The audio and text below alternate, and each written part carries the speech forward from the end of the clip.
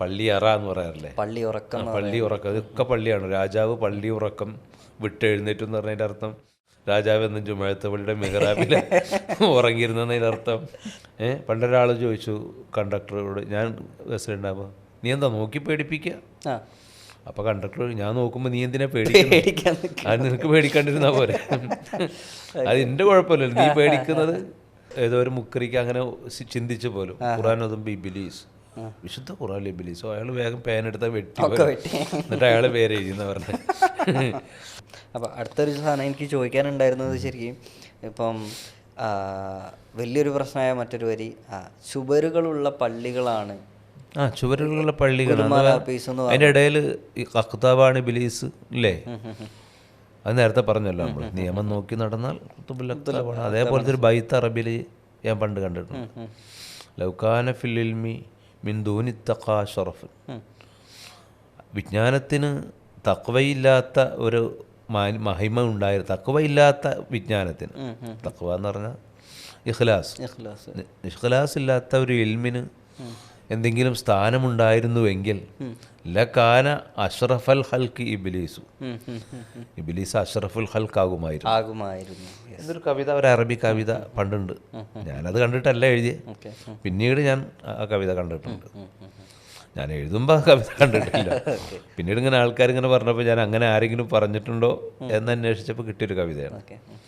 ഞാൻ ഖുതുബുൽ അഖ്താബ് എന്നേ പറഞ്ഞിട്ടുള്ളൂ, അഷ്റഫുൽ ഹൽക്ക് എന്ന് പറഞ്ഞാൽ ഞാൻ എന്നെക്കാട്ടിയും വലിയ വർത്തമാനക്കാരോ പറഞ്ഞു പോയിക്കണം. അപ്പോൾ ഒരു സമാധാനം ഉണ്ടാവില്ല നമുക്ക് അല്ലേ. ഇതിലും വലുതാരോ പറഞ്ഞു പോയിട്ടുണ്ട് എന്നുള്ളൊരു സമാധാനം. ചുവരുകളുള്ള പള്ളി, അതല്ലേ ഉദ്ദേശിച്ചത്? മുളനറിയോ? എനിക്കൊന്ന് ജലദോഷമാണ്.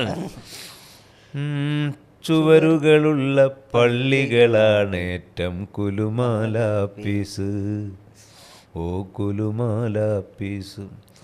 നമ്മുടെ പ്രയോഗങ്ങളിലുള്ള ഒരു മൂർച്ചയാണ് ചിലപ്പോൾ തെറ്റിദ്ധരിക്കാനുള്ള കാരണം ഉണ്ടാവുക. കവിത എഴുതുമ്പോൾ മൂർച്ചയുള്ള കവിതകൾ തന്നെ എഴുതണം, അത് നിർബന്ധമാണ് പഴയ കാലത്ത്. ചിറ്റെഴുത്തുനിന്ന് മാപ്പിളപ്പാട്ടുകാർക്ക് പറയും. ചിറ്റെഴുത്തുന്ന അങ്ങനെ ചിറ്റി എഴുതുന്നതിനാണ് എന്ന് ഒരു വിഭാഗം പറയുന്നു. പക്ഷെ അങ്ങനെയല്ല, ഷിറ മൂർച്ച എന്നാണ് അർത്ഥം, മൂർച്ചയുള്ള എഴുത്ത്. അത് പാട്ടുകൾക്ക് നിർബന്ധമാണെന്ന് പണ്ടുള്ളവർ എഴുതി, അതിന് ചിറ്റെഴുത്തൊന്ന് പേരിട്ടിട്ടുണ്ട്. മനസ്സിലായോ? അപ്പം മൂർച്ചയുള്ള എഴുത്ത് വേണം. അതുകൊണ്ടാണ് ചർച്ച ചെയ്യപ്പെടുക. ഈ മൂർച്ചയാണ് നമ്മുടെ ഹൃദയത്തിലേക്ക് തറക്കുക. മൂർച്ചയില്ലാത്ത എഴുത്ത് തൊലിപ്പുറത്ത് തട്ടിത്തെറിച്ചു പോകും. മൂർച്ചയുള്ളതിനല്ലേ തുളച്ച് കയറാൻ പറ്റുള്ളൂ അല്ലേ? എഴുത്തുകൾ എന്തുകൊണ്ടാണ് സ്വീകരിക്കപ്പെടാത്തത്? എഴുത്ത് നമ്മളെ കാതിൽ കൂടെയും മൂക്കിൽ കൂടെയും വായു കൂടെ അല്ല കയറുന്നത്, അത് ഹൃദയത്തിലേക്ക് ഡയറക്റ്റ് കയറുകയാണ്. അപ്പോൾ അത് കയറാൻ നല്ല മൂർച്ച വേണം. ഈ വാരിയെല്ലും ഇതൊക്കെ തുളച്ച് മസിലും നെഞ്ചത്തുള്ള നല്ല മസിലുണ്ടാവുക, അതൊക്കെ തുളച്ചുള്ളിലേക്ക് പോകണമെങ്കിൽ നല്ല മൂർച്ച വേണം. ഓക്കെ, ബാങ്ക് വിളിക്കുന്നുണ്ട്. ബാങ്ക് കഴിഞ്ഞു.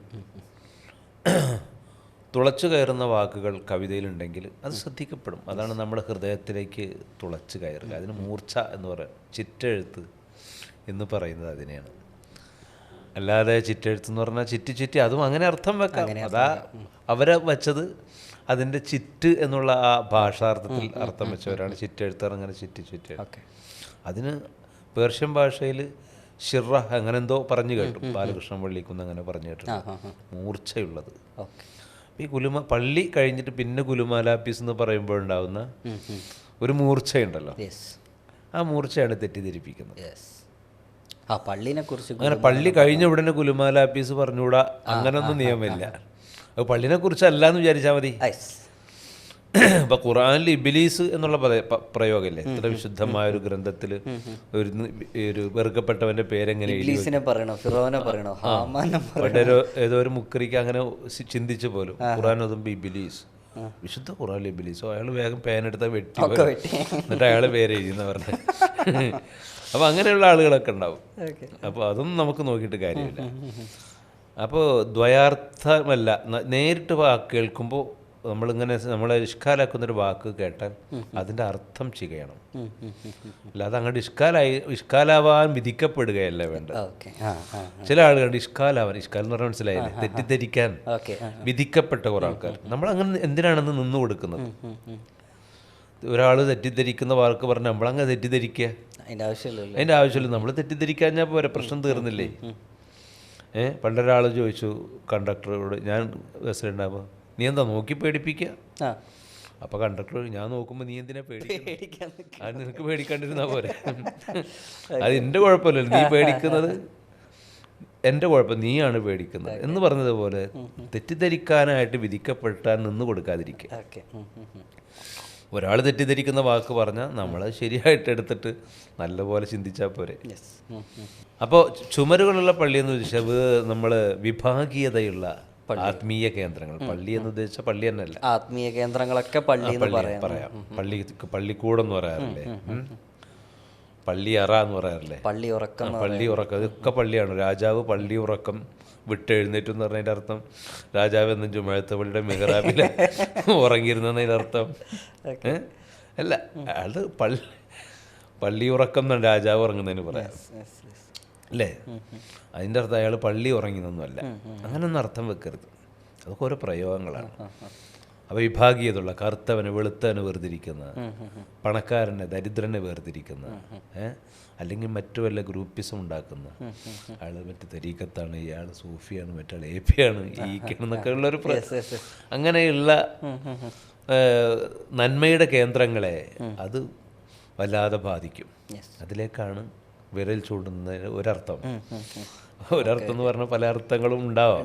ഒരർത്ഥം അങ്ങനെ വെച്ചാൽ മതി, കുഴപ്പമില്ലല്ലോ. ഇല്ലല്ലോ. അതർവൈസ് അത് ഭയങ്കര വിഷയാക്കി എടുക്കുകയാണ്. അപ്പൊ ചുമരില്ലാത്ത പള്ളി ഇല്ലല്ലോ, അപ്പൊ എല്ലാ പള്ളിയും പ്രശ്നമാണെന്നാണ് പുള്ളി പറഞ്ഞത്. ചുമരില്ലാത്ത പള്ളി ഉണ്ടാവും. ഞാൻ ചുമരുള്ള പള്ളി എന്ന് പറഞ്ഞു, അപ്പൊ എന്റെ അങ്ങനെ ഒരു പള്ളി ഇവിടെ ഇല്ല എന്ന് തീരുമാനിച്ചപ്പോൾ അയാൾ പറഞ്ഞു ബഹിരാകാശത്ത് ഏതെങ്കിലും പള്ളി, കടലിന്റെ അടിയിൽ ഏതെങ്കിലും പള്ളി എന്ന് വിചാരിച്ചിട്ട് എന്നെ വിട്ടാൽ മതി. ഒക്കെ വാക്യാർത്ഥത്തിൽ എടുക്കരുത്. ഒക്കെ നമ്മൾ ആലങ്കാരിക പദങ്ങളാണ് ഞാൻ എൻ്റെ അടിയിൽ എഴുതിയിട്ടുണ്ട്.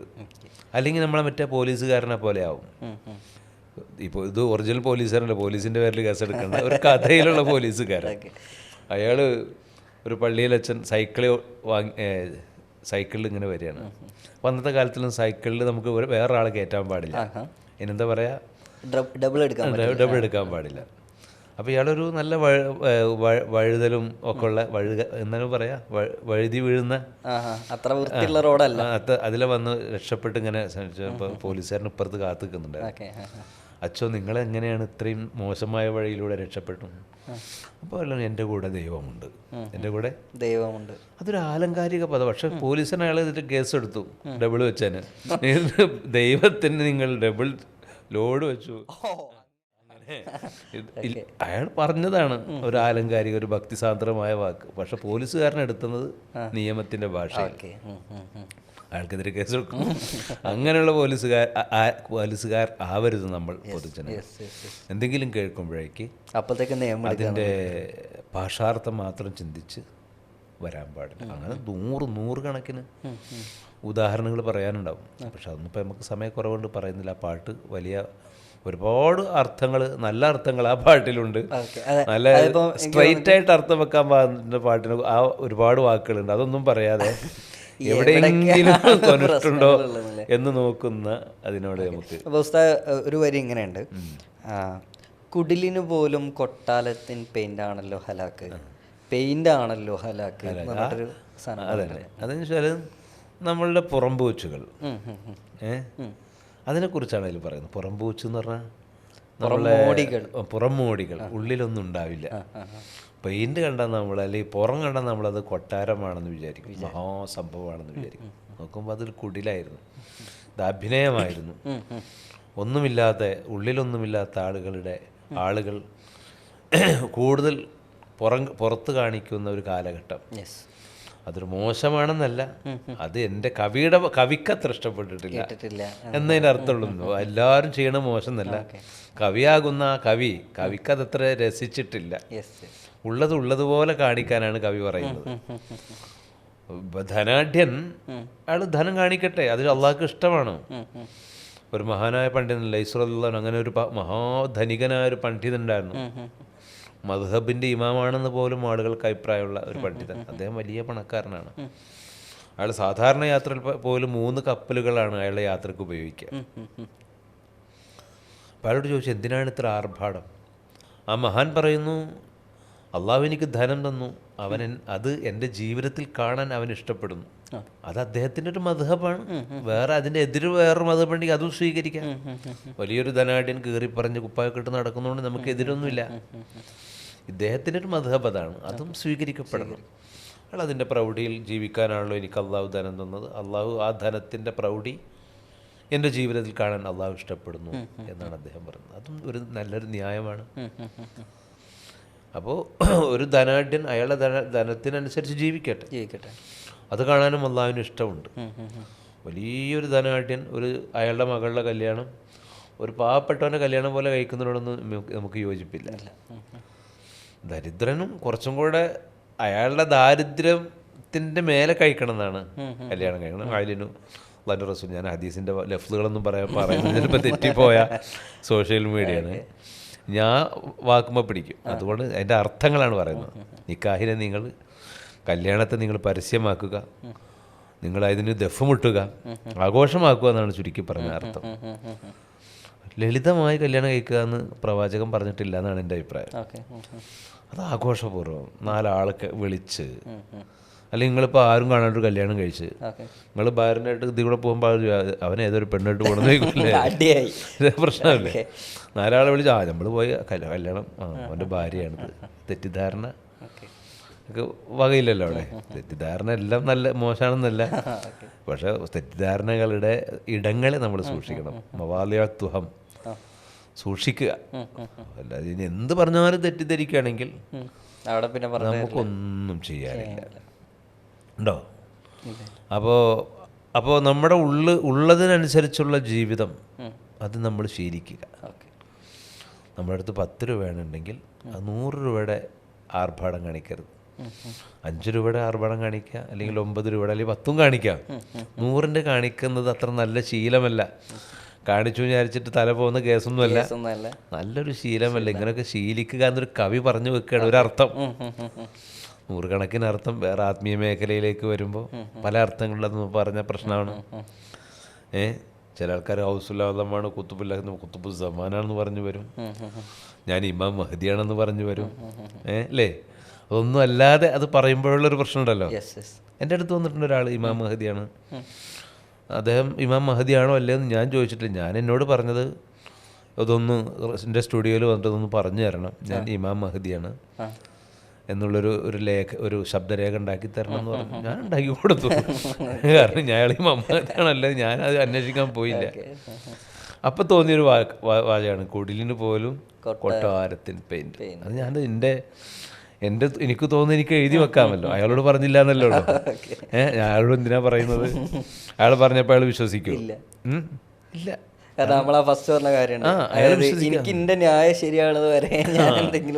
നമ്മൾ അയാളോട് തിരുത്താൻ പോയാൽ അയാൾ വിശ്വസിക്കാൻ ഇപ്പോൾ തയ്യാറുള്ള മാനസികാവസ്ഥയിലല്ല. ഞാൻ ഇമാം മഹദിയാണ്, ഞാൻ അള്ളാഹിൻ്റെ റസൂലാന്നൊക്കെ പറഞ്ഞ ഭ്രാന്തന്മാർ വരെ ഇല്ലേ? ഉണ്ടല്ലേ? ഉണ്ട്. ഓരോ ഭ്രാന്തും ഏറിയും കുറഞ്ഞൊക്കെ ഇരിക്കും. അപ്പോൾ പത്രപ്രവർത്തകരാരോ ഭ്രാന്താശുപത്രി സന്ദർശിക്കുമ്പോൾ ഒരാളോട് ചോദിച്ചതേ, നിങ്ങൾ പേരെന്താ? എൻ്റെ പേരറിയില്ല, ഞാൻ അള്ളാഹുവിൻ്റെ റസൂലാണ്. ഇത് കേട്ടപ്പോൾ അപ്പുറത്തൊരാൾ ചിരിക്കുന്നുണ്ട്, ഭയങ്കര ചിരി. അപ്പോൾ പത്രപ്രവർത്തകർ മനസ്സിലായി അയാൾക്ക് മുഴുത്ത ഭ്രാന്താണ്. അല്ലെങ്കിൽ ഇങ്ങനെ ആരെങ്കിലും പറയോ? അപ്പുറത്തൊരാൾ ചിരിക്കുന്ന ആൾക്ക് ഭ്രാന്ത് മാറി, അയാൾ നല്ല ബുദ്ധിയുള്ള ആളാണെന്നാണ് പത്രപ്രവർത്തകർ മനസ്സിലായല്ലോ എന്ന് വിചാരിച്ചു. അപ്പോൾ അയാളൊന്ന് ഇൻ്റർവ്യൂ ചെയ്തു, നിങ്ങളെന്താ ചിരിച്ചത്? അയാൾ പറഞ്ഞ മണ്ടത്തരം കേട്ടണം. അതെ, അയാൾ മണ്ടത്തരല്ലേ പറഞ്ഞത്, കാരണം ഞാൻ അങ്ങനെ ഒരു റസൂലിനെ അയച്ചിട്ടില്ലല്ലോ. ഞാൻ അങ്ങനത്തെ വിശ്വസിക്കുന്ന ആളാണ്. അപ്പം അങ്ങനെ ഭ്രാന്ത് ഏറിയും കുറഞ്ഞൊക്കെ ഇരിക്കും. പറഞ്ഞാൾ ഭ്രാന്തനാണെന്ന് എല്ലാത്തും ഞാൻ പറയുന്നത്. എനിക്ക് തോന്നിയൊരു വികാരം, ഞാനത് മാന്യമായിട്ട് എഴുതി വെച്ചു. കുടിലിന് പോലും കൊട്ടാരത്തിൻ പെയിൻ്റാണല്ലോ ഹലാക്ക്. അതെനിക്ക് എഴുതി വെക്കാമല്ലോ. ഇതിൽ കുടിലേതാ കൊട്ടാരം ഏതാന്ന് വേർതിരിച്ച് മനസ്സിലാക്കാൻ പറ്റുന്നില്ലല്ലോ അല്ലേ? അങ്ങനെ പല ആളുകളുണ്ട്. അപ്പം അത് ആത്മീയ മേഖലയിലേക്ക് വന്നാൽ അങ്ങനെ ഓരോ മേഖലയിലേക്ക് പോകുമ്പോഴത്തിനൊക്കെ അർത്ഥമുണ്ട്. അദ്ദേഹം പറഞ്ഞ ഒരർത്ഥമല്ല, എല്ലാ അർത്ഥങ്ങളും നമ്മൾ പഠിക്കണം. ഇതിൻ്റെ അനർത്ഥം ഉണ്ടാക്കരുത്. അനർത്ഥം മാത്രം പഠിച്ചു വെക്കരുത്. അനർത്ഥം എന്ന് പറഞ്ഞാൽ 2 അർത്ഥമുണ്ട്. നമ്മളെ ഒരു ഗുരു പറയുന്നത് പോലെ അനർത്ഥത്തിന് നമ്മൾ അപകടം എന്നും അർത്ഥം വെക്കും, നമ്മളൊരു ഗുരു അനർത്ഥം എൻ്റെ അർത്ഥം ആനാന്ന് പറഞ്ഞാൽ ഞാനാണല്ലോ ഞാനാണ് എൻ്റെ അർത്ഥം. അർത്ഥം എൻ്റെ അർത്ഥം അങ്ങനെയാണ് അതിനും അനർത്ഥമൊന്നും ഒരു ആരോ പണ്ട് രസമായിട്ട് പറയാറുണ്ട്. ഇനി അതിൻ്റെ ഭാഷ ഒന്നും ചോദിച്ചു വരണ്ട, അതൊക്കെ കുറച്ച് കാര്യങ്ങളാണ്. അങ്ങനെ ഒരു നല്ലൊരു പാട്ടാണത്, നല്ലൊരു പാട്ട് എന്നാണ്. ഫസ്റ്റിൽ ഉസ്താദ് പിന്നെ ഒരു കുറച്ചുകൂടി എനിക്ക് തോന്നുന്നു തെറ്റിദ്ധാരണക്ക് വകയില്ലാത്തൊരു വാക്കാന്ന് തോന്നുന്നു. എല്ലാവരും ചൊല്ലണ ഇഷ്ക്, പക്ഷെ മനുഷ്യരെ കണ്ടാൽ ചിരിക്കാൻ വല്ലാത്ത പിഷ്ക്, ഇവർക്ക് അള്ളാനെ കിട്ടല് റിസ്ക്. ഇങ്ങനെ അതൊക്കെ എൻ്റെ ജീവിതാനുഭവങ്ങളിൽ നിന്ന് നമുക്കുണ്ടാവുന്ന ദുരനുഭവങ്ങളിൽ നിന്നൊക്കെ ഉണ്ടാകുമ്പോൾ ഒരു കവി അത് എവിടെയെങ്കിലുമൊക്കെ കുറിച്ച് വെക്കുന്ന ഇഷ്ക്. ഞാനൊരു മാനവിക എന്താണ് പറയുക, മനുഷ്യ സ്നേഹ സംഘം എന്നിട്ടൊരു പരിപാടിക്ക് പോയി. മനുഷ്യരെ സ്നേഹം നല്ല നല്ല അതിൻ്റെ എഴുത്തൊക്കെ കണ്ടപ്പോൾ എനിക്ക് വലിയ സന്തോഷം തോന്നി. അവിടെ ചെന്നപ്പോൾ നടത്തുന്ന ആള്, അവിടെ ചെന്നപ്പോൾ തന്നെ ഗേറ്റിൽ കുറേ ആൾക്ക് ആരാ പേരെന്താ അപ്പോയിൻമെൻ്റ് എടുത്തിട്ടുണ്ടോ, നിങ്ങൾ അറിയുന്ന ആരെങ്കിലും ഇവിടെ ഉണ്ടോ?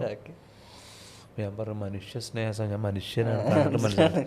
അപ്പോൾ എനിക്ക് അവരെയും കുറ്റം പറഞ്ഞൂടെ, എൻ്റെ കോലാന്നും എന്തോ ഒരു കോലമാണ്, ഒരു മനുഷ്യ കോലൊന്നുമില്ല, കണ്ടിട്ട് മനുഷ്യനാണെന്ന് തോന്നാത്ത. അപ്പോൾ ഞാൻ നല്ല മലയാളത്തിലാണ് പറഞ്ഞത്, പക്ഷെ മനുഷ്യന്മാരല്ലാത്തൊരു മലയാളം പറയുമെന്ന് അവർ ന്യായീകരിച്ചിട്ടുണ്ടാവാം.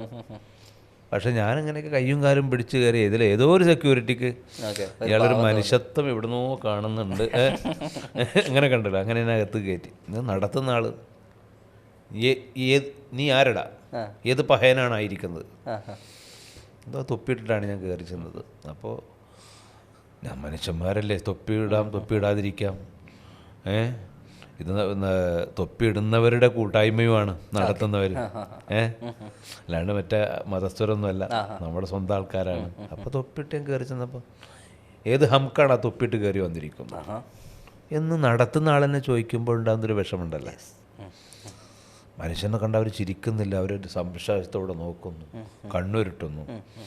ഈ സമ്മേളനത്തിൻ്റെ പേര് അള്ളാഹുവിലേക്ക്, മനുഷ്യരെ ദൈവത്തിലേക്ക് ആകർഷിക്കുന്ന ഭയങ്കരമായ വസൂലിൻ്റെ, ദൈവസാമീപ്യത്തിൻ്റെ ഒക്കെ മേഖല, മഹാപ്രഭു എന്നൊക്കെയാണ് പരിചയപ്പെടുത്തി ചെന്ന് നോക്കുമ്പോൾ നമ്മളൊരു മനുഷ്യനായിട്ട് തന്നെ ആദ്യം കണക്കൂട്ടിയില്ല. പിന്നെ ഒരു തൊപ്പിൻ്റെ തലയിൽ അത് സ്ഥിരം എന്നോ കയറിയിരിക്കുന്നതാണ്. അതിൻ്റെ അർഹത ഉണ്ടോ ഇല്ലെന്ന് എനിക്കറിയില്ല, ഞാനൊരു തൊപ്പിക്കാരനാണ്. അങ്ങനെ എന്നപ്പോൾ അതിനും വിമർശനം, മുഖത്ത് നോക്കുന്നില്ല, എന്തോ കാര്യഗൗരവമായ അവരുടെ കണ്ണുകളും അവരുടെ സംസാരങ്ങളും ഒക്കെ ഏതോ ലോകത്ത്, അജ്ഞാത ലോകത്ത് പ്രതിഷ്ഠിതമാണ്. പറയാത്ത വീട്ടിൽ അല്ല, അവർ സ്വയം അവരെന്തോ ഒരു ആത്മീയ മേഖലയിലെ മഹാപ്രഭുക്കളാണ്. കണ്ണും മനസ്സൊക്കെ ലൗഹുൽ മഹ്ഫൂദിലാണെന്നാണ് അവർ പറയുന്നത്. ഏതോ ഭാഗത്തേക്ക് കണ്ണും വിട്ടിരിക്കുന്ന, കൈയൊക്കെ എങ്ങോട്ടോ നീട്ടി പ്രാർത്ഥിക്കുന്ന ഏതോ ഒരു മനുഷ്യന്മാരുടെ കൂട്ടത്തിലേക്ക് ഞാൻ ഒറ്റപ്പെട്ടു പോയി. അപ്പോൾ അവർ ചിരിക്കുന്നില്ല. അപ്പം ഞാൻ പറഞ്ഞു ഇവർക്ക് അള്ളാനെ കിട്ടൽ റിസ്ക്, കാരണം കാണുന്ന മനുഷ്യനോട് ചിരിക്കാത്ത ഏറ്റവും സിമ്പിളായിട്ടുള്ള എല്ലാവരും പറയുന്നില്ലേ, നീ കാണുന്ന മനുഷ്യനിൽ കരുണ ചെയ്യുക, എന്നാലേ കാണാത്ത ദൈവം നിനക്ക് കരുണ ചെയ്യുള്ളൂ. ആദ്യം കാണുന്നവരോടെങ്കിലും ഒന്നും എന്ത് ചെയ്യും, നല്ല പോലെ പറഞ്ഞതാരാന്ന് ഞാൻ മറന്നു.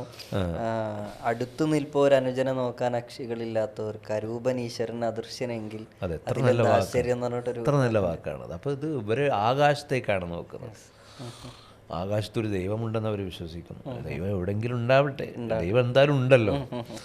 പക്ഷെ നമ്മുടെ മനുഷ്യ സ്നേഹ സംഗമം എന്ന് ഇത് ആരും കുറ്റപ്പെടുത്തല്ല കേട്ടോ, അങ്ങനെ ഇതിൻ്റെ ഒരു സാങ്കല്പികമാണെന്ന് വിചാരിച്ചോളിനി.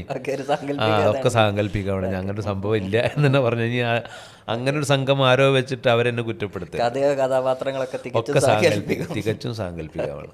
ഞാൻ ആരെയും കുറ്റപ്പെടുന്നതല്ല. അപ്പം ഞാൻ കയറി അപ്പം ഞാൻ എഴുതി വെച്ചു, ഇവർക്ക് അള്ളാനെ കിട്ടൽ റിസ്ക്. കുറച്ച് കിട്ടൂല എന്ന് ഞാൻ പറഞ്ഞല്ലോ, കിട്ടൂല എന്ന് പറഞ്ഞിട്ടില്ല, കുറച്ച് റിസ്ക് ആയിരിക്കും. ഈ സമയത്ത് ഈ അവസ്ഥയിൽ കിട്ടൂല എന്നേ പറഞ്ഞുള്ളൂ. ആ അവസ്ഥക്ക് എന്തെങ്കിലും ഒരു മാറ്റം വന്നവർക്കും ദൈവത്തിന് കിട്ടും. ദൈവം അപ്രാപ്യനൊന്നും അല്ല. അപ്രാപ്യം ഞാൻ പറഞ്ഞോ ഇല്ല. റിസ്ക് എന്നുള്ള മാന്യമായൊരു പദമാണ് നമ്മൾ ഉപയോഗിച്ചത്. പണിയെടുക്കേണ്ടി വരും എന്നുള്ളത്. ചിലപ്പോൾ ദൈവത്തിൻ്റെ കരുണ കൊണ്ട് അവർക്ക് കിട്ടിയേക്കാം. ദൈവം ഇവരെ വേണ്ടാന്ന് നിരാകരിക്കുന്നവനൊന്നുമല്ല.